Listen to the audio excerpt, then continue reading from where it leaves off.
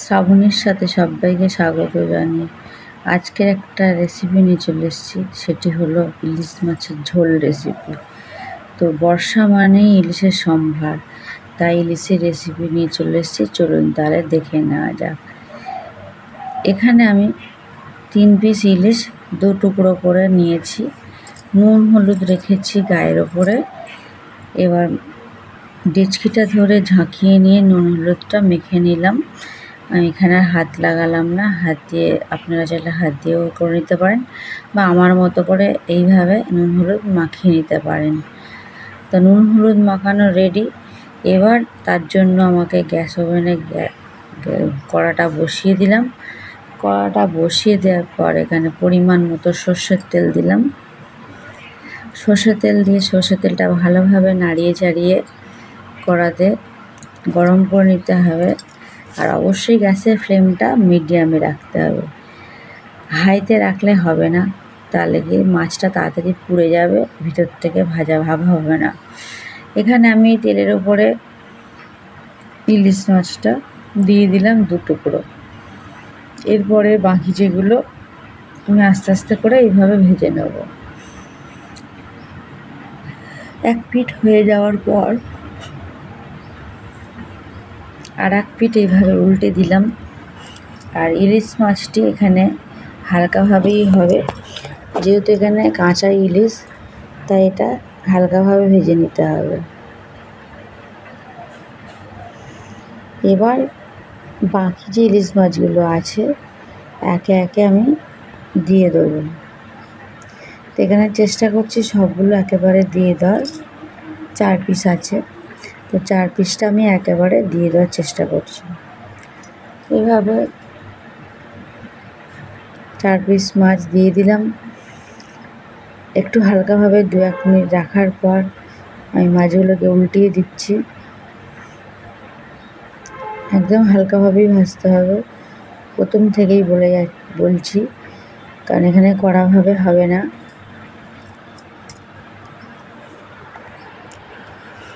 তো এক পিঠ উল্টিয়ে দেওয়ার পর এবার মাছটা আমি একটা পাত্রে, মানে যে পাত্রে রেখেছিলাম মাছটা, সেই পাত্রে আমি মাছটা তুলে নেব।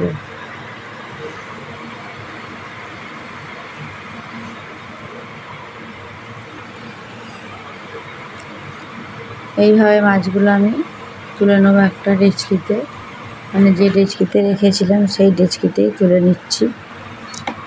এবার পরের স্টেপে চলে যাই। এবার আলুগুলো আমি ভেজে নেব। লম্বা লম্বা করে কেটে রেখেছিলাম নুন হলুদ মেখে। তো নুন হলুদ মেখে ভালোভাবে ভেজে এপিট ওপিট উল্টে পাল্টে মাছগুলোকে আমাকে ভেজে নিতে হবে।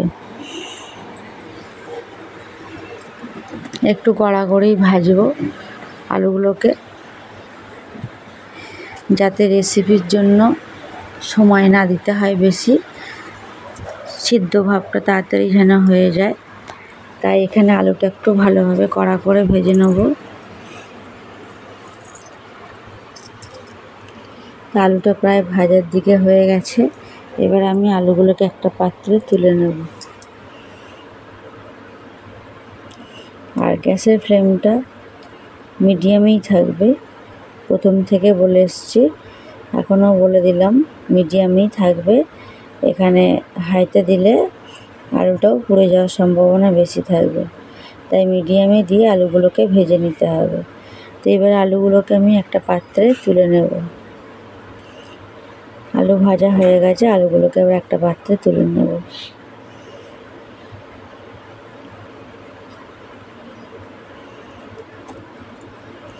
এরপরে আমি 1 চামচ কালো জিরের ফোড়ন দেবো। আপনারা চাইলে 5 ফোড়নও দিতে পারেন, তো এখানে আমি কালো জিরের ফোড়ন হিসাবে ব্যবহার করলাম।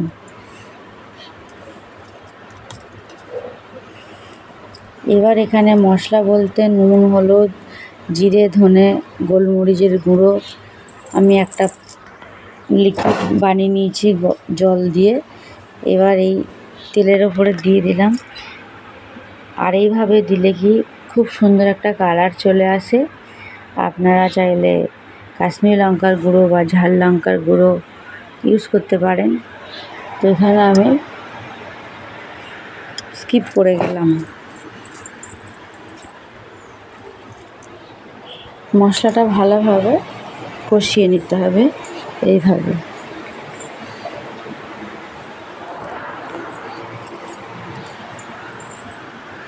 দেখুন কত সুন্দর লোভনীয় একটা কালার চলে এসেছে। মশলা কষানো পারফেক্ট হয়েছে। এবার আলুগুলোকে দিয়ে দিলাম। আর একটা কথা বলি, মশলা কষানোটা বুঝবেন কী করে যে পারফেক্ট হয়েছে? প্রথমেই দেখতে হয় মশলার ওপর দিয়ে তেল ছাড়ছে কিনা। তেল ছাড়লে বুঝতে পারবেন যে মশলা কষানো পারফেক্ট হয়েছে। ছোট্ট একটা টিপস এখানে দিয়ে দিলাম, আপনাদের আশা করি উপকারে আসবে। দেখুন বুঝতে পারছেন তো তেল ছেড়েছে। এইভাবে আলুগুলোকে মশলার সাথে কষিয়ে নিতে হবে 2-3 মিনিট ধরে।